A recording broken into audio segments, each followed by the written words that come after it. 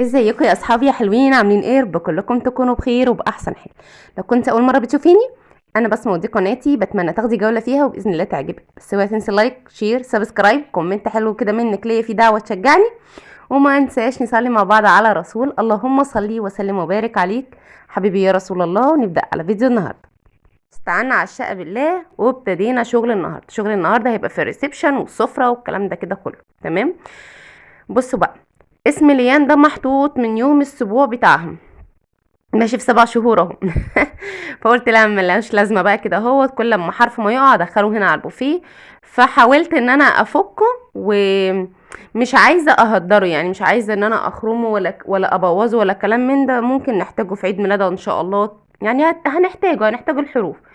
فكنت بحاول ان انا اطلع منه الهوا، اخرج منه الهوا خالص من نفس الفتحه، بس شديده بقى في حرف الاي دوت عذبنا، وحرف الاي. هو حرف الان بس اللي تمام. حرف ال متعلق على الحيطه قدام الباب فوق الركنه لحد دلوقتي، لسه مش عايز يقع وملزوق يعني. فهيجي له وقت برضه وهنفضيه.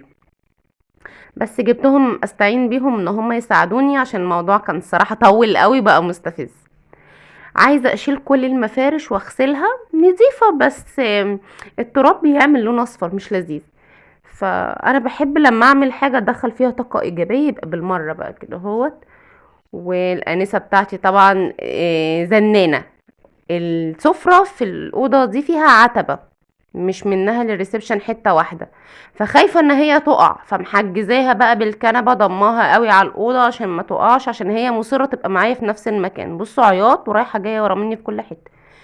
اطلعها بره؟ لا مش عايزه تطلع، يعني هما تعبوا الصراحه برضو، اللي يشيلها شويه هما برضو مهما كان صغيرين، انا مش عايزاهم يفضلوا شايلينها كتير، عشان ظهرهم وعشان ايديهم ممكن تقع منهم فجاه. ما هو ليهم قوه تحمل.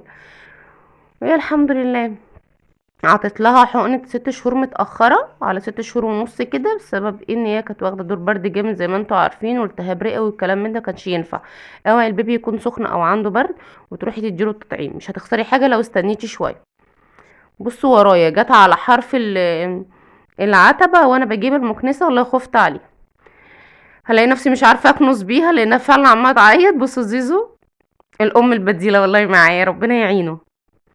انا بكنس مش هلمع، الارض نظيفة ما فيهاش حاجة، والدنيا ساقعة، الجو ساقع مهما كان الشمس طالعة، لا الجو ساقع، مش قادرة الصراحة، مش هكذب عليكم.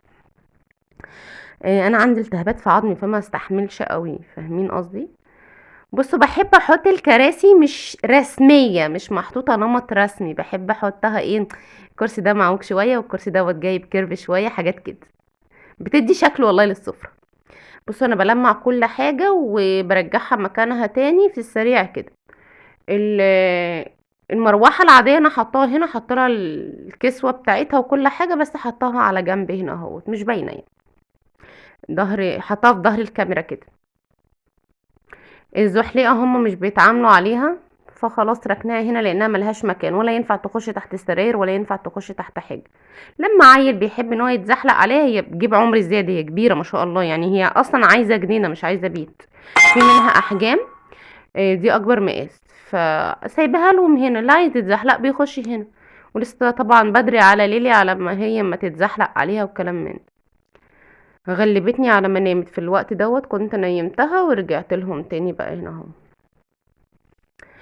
قعدهم معايا.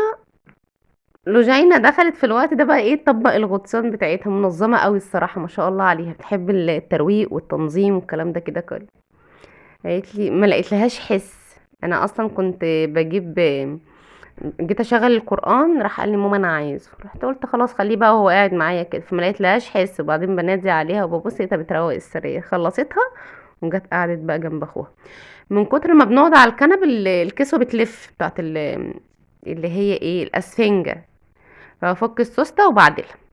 على فكرة الكسوة اللي انا حطاها دي، اللي هي بتاعت بتاعت رمضان، اللي كنت جايباها للركنة، حامياها لي جامد قوي علشان الكنب فاتح، واحنا معظم قعدتنا على الكنب اكتر من الكراسي. الكراسي عالية قوي قوي. بص بشدها ازاي، الولاد لما بيطلعوا يقعدوا عليها زي بينطوا ويسحبوها وهم نازلين، عشان الكرسي عالي ما يقدروش ينزلوا على الارض على طول، فبتتحرك من مكانها بقى. وهي تقيلة، يعني الاسفنجة كبيرة عن الكنبة وكبيرة عن الكرسي، عشان ما تتحركش معايا. كبيرة، فطلعها بعجوبة وادخلها بعجوبة. بس بقى استعنت بالله كده، هو كان بقالي فترة الصراحة ما طلعتش هنا، بكنس بس مثلا الارض، لان اغلبية الوقت احنا قاعدين هنا. هو هم عايزين يرجعوا، مش احنا كلنا، هو بابا بس اللي عايز يرجع الركنة مكانها عشان هو بيتفرج ومرتاح على الركنة اكتر. وانا عايزه الصراحه زي تغيير، مش عايزه، قلت له خلاص ماشي انا هعدلها لك واجيبها لك تاني مكانها. بس رجعت قلت له انا مش عايزه، انا حابه كده شويه اغير، يعني احس براحه نفسيه شويه، بحيث لما ترجع مكانها تاني الركن يبقى على العيد. هي خلاص كلها شهرين تلاتة، كل سنه وانتم طيبين ونخش على رمضان. رمضان ايه، احنا في واحد اخر واحد كده. طيب رمضان في شهر تلاتة، قدام منه شهرين وشوية ويجي ونلاقي العيد.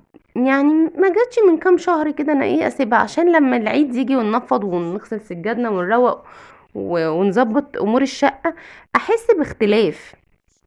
لان انا مش جايبه كسوه ان انا احطها على كراسي السفره وكراسي الانتريه والركنه، ان انا اشيلها واحطها على العيد زي في بيوت اهالينا، وتحسي بقى ايه ببهجه العيد والاختلاف وفرشه فرش جديد. مش عامله كده، لسه بدري. فانا بحسب الاختلاف لما بغير بين الكنب الانتريه، بين السفره، بين الركنه. كنت الاول حاطه مكان الركنه دي السفره قدام باب الشقه، والصالون كان جوه، ومره ابدل بين الصالون والركنه، اطلع واحد بره وادخل واحد جوه كده. قعدت فتره برضه طويله مدخله الركنه دي جوه في الاوضه اللي جوه مكان السفره دلوقتي. فبحب التغيير عشان احس ايه، راحه نفس، انا برتاح نفسيا لما حاجه بتتغير. بس بقى شلتها كنست مكانها، اكنس بقى قدام باب الشقه، لان هو مفيهوش ترابه كتيره، كنا لسه كانسينه، فالسلم نضيف يعني. بصوا كانت الكاميرا فصلت في الحتة دي ورجعتها تاني. المهم لو وصلت لحد هنا من الفيديو بقولك شكرا، وشكرا لكل حد جديد دخلي على القناة، وشكرا لكل حد بيكتب لي كومنت حلو فيه دعاء ليا. انا بحب الادعية جدا يا جماعة، بتشجعني الصراحة. بس اوعي تنسي لايك شير سبسكرايب، وهقولك تاني كومنت حلو منك ليا، واستنيني في فيديو جديد. واستودعتكم الله، ولا اله الا الله، سيدنا محمد رسول الله.